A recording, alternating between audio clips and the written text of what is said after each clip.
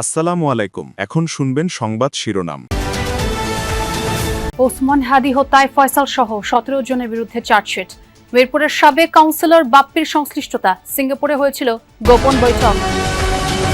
ঢাকা 17 আসনে নেতাকর্মীদের সাথে তারেক রহমানের মতবিনিময়।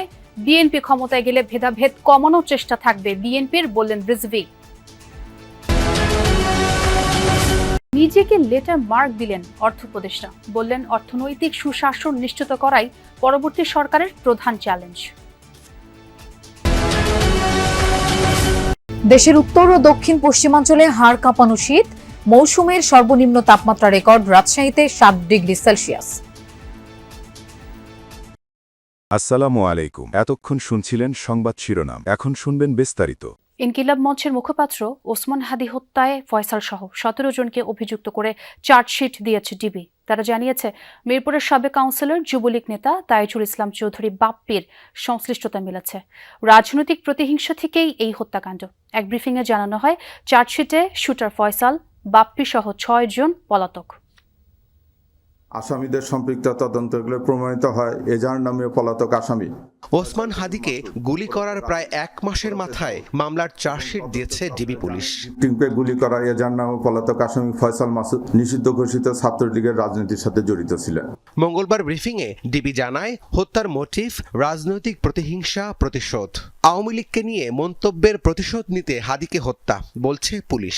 হত্যাকাণ্ডে ঢাকা উত্তর সিটি কর্পোরেশনের 6 নম্বর ওয়ার্ডের সাবেক কাউন্সিলর তাইজুল ইসলাম চৌধুরী ওরফে বাপ্পির সংশ্লিষ্টতার বিবরণ অভিযোগপত্রে উল্লেখের কথাও জানানো হয় ব্রিফিংয়ে। শুটার ফয়সাল করিম মাসুদ ওরফে রাহুল ওরফে দাউদ এবং তার সহযোগী আলমগীর হোসেন দয়কে পলায়নের বিষয়ে সার্বিক সহায়তাকারী তদন্তে প্রাপ্ত আসামি তাজুল ইসলাম চৌধুরী বাপ্পি পল্লবী থানা যুবলীগের সভাপতি ও ঢাকা উত্তর সিটি কর্পোরেশনের 6 নং ওয়ার্ডের আওয়ামী লীগ মনোনীত নির্বাচিত কাউন্সিলর ছিলেন।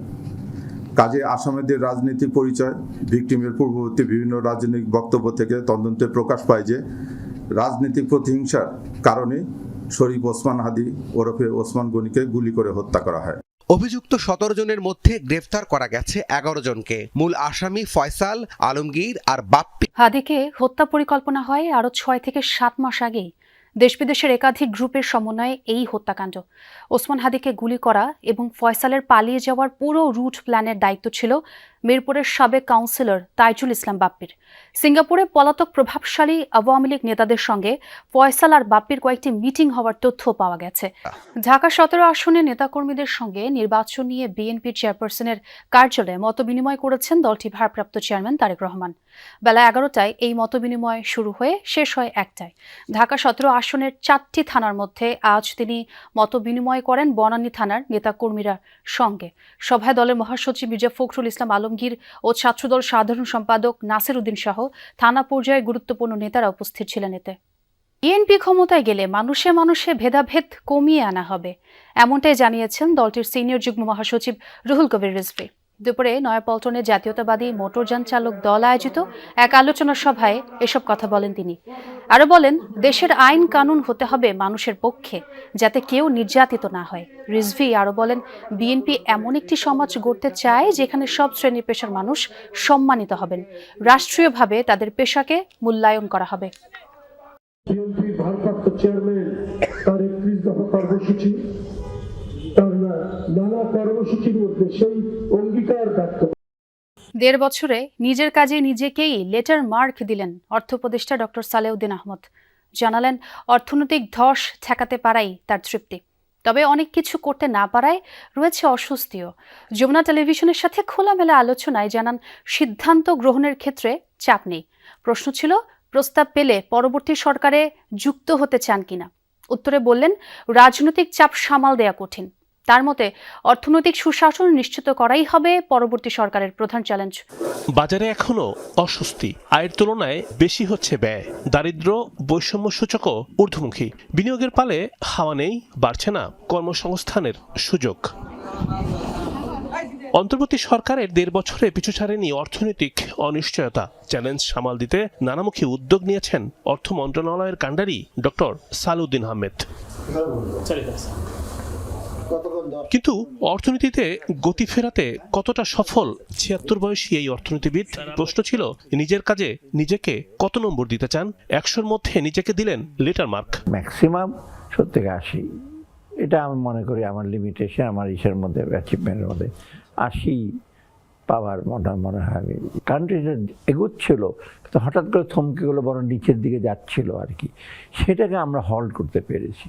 ভিন্ন এই প্রেক্ষাপটে কাজের ক্ষেত্রে চাপ নেই, তবে আইন শৃঙ্খলা পরিস্থিতি, বাজার ব্যবস্থায় বিশৃঙ্খলা, IMF এর শর্তের দিকগুলো ছিল অস্বস্তিদায়ক। এটা ইন্টারিম গভর্নমেন্ট, তো এইখানে আপনার অন্যরকম কোনো চাপ ছিল না, একেবারে খাদের কিনারে চলে আসছে, আমরা আর খাদে প্রতিদিনে চলে আসছি, সেটা হলো সবচেয়ে আমাদের তৃপ্তি। এবং ভবিষ্যতের জন্য আমরা যে পথটা তৈরি করে দিয়েছি, সেটা কিন্তু সামনে আমরা এগোতে সাহায্য করবে। আমরা করতে এসেছি অনেক কিছু, কিন্তু সেটা করতে গিয়ে হয় কি, এত সামর্থ্য, এত সময় তো নাই, তখন আমরা হয়তো আগে থেকে যদি একদম। সারা দেশেই বেড়েছে শীতের দাপট, কুয়াশা আর হিম বাতাসে স্থবির জনজীবন। আজ সর্বনিম্ন তাপমাত্রা রেকর্ড করা হয়েছে রাজশাহীতে 7 ডিগ্রি সেলসিয়াস, যা এই মৌসুমের সর্বনিম্ন। হিমেল হাওয়ায় বিভিন্ন অঞ্চলে ক্রমেই কমছে তাপমাত্রা, কুয়াশার চাদরে ঢাকা চারপাশ। প্রয়োজন ছাড়া কেউ ঘর থেকে বের হচ্ছেন না। ভোগান্তি বেড়েছে ছিন্নমূল ও খেটে খাওয়া মানুষের, কমেছে আয় রোজগার। দরিদ্র মানুষের মাঝে শীতবস্ত্র বিতরণ হলেও তা প্রয়োজনের তুলনায় অপ্রতুল। ঘন কুয়াশায় নৌ রুটগুলোতে বিঘ্ন ঘটে ফেরি পারাপারে। শীতের সাথে পাল্লা দিয়ে বাড়ছে ঠান্ডাজনিত রোগ ব্যাধিও। প্রতিদিনই নতুন নতুন রোগী ভর্তি হচ্ছে হাসপাতালগুলোয়। অনেক কষ্ট হয়, একটু লাটতে তাও একটু লাটতে হয়, পড়তে তো হবেই। শীত তো অনেক, এর মধ্যে বাচ্চাদের নিয়ে বের হয় একটু রিস্কি হয়ে যায়। দিন মজুর যারা খেটে খায় তারা ফাঁকায় বেড়াইতে পারছে না, কাজ কামে কষ্ট অনেক। বেলা বাড়ার সাথে সাথে দুপুরের দিকে সূর্যের দেখা কিছুটা মিললেও শীতের তীব্রতা কিন্তু অনেক বেশি, কারণ ঠান্ডা কনকনে যে বাতাস, সেই বাতাস কিন্তু কমছে না, এবং সেই বাতাসটাই আসলে শীতের যে তীব্রতা সেটি অনেকটাই বাড়াচ্ছে। এবং আবহাওয়া অফিসের সাথে আমি কথা বলেছি, আবহাওয়া অফিস যেমনটি বলেছে যে এই ঠান্ডা আরও দিন থাকবে, এবং আজকে আপনি বলছিলেন যে 7.0 ডিগ্রি সেলসিয়াস যে তাপমাত্রা, এবং আজকে বাতাসের সর্বোচ্চ যে 100% কিন্তু ছিল। আমি সকাল থেকে যেমনটি দেখছি যে সকালবেলায় প্রচণ্ড ঠান্ডা, এবং বেলা 11টার দিকে আসলে সূর্যের দেখা কিছুটা মিললেও পরবর্তীতে সূর্য থাকছে এবং থাকছে না, এবং এখন সূর্যের দেখা কিছুটা মিলেছে, তবে ঠান্ডা বাতাস এবং কনকনে যে শীত সেটি কিন্তু রয়েছে। এবং এই তো আমি যতটুকু দেখছি যে দারিদ্র খেটে খাওয়া মানুষের যে ভোগান্তি সেটি বেড়েছে, অন্যদিকে জনজীবন সেটাও কিন্তু অনেকটা বিপর্যস্ত হয়েছে। দিনমজুররা যেমন যারা রয়েছে রাজশাহী শহরে, এবং অটো চালক, রিক্সা চালক সহ শ্রমজীবী মানুষ সকলেই বাইরে বের হচ্ছেন, তবে সকালে এবং বিকেলের পরে মানুষজন না থাকায় তাদের যে আয়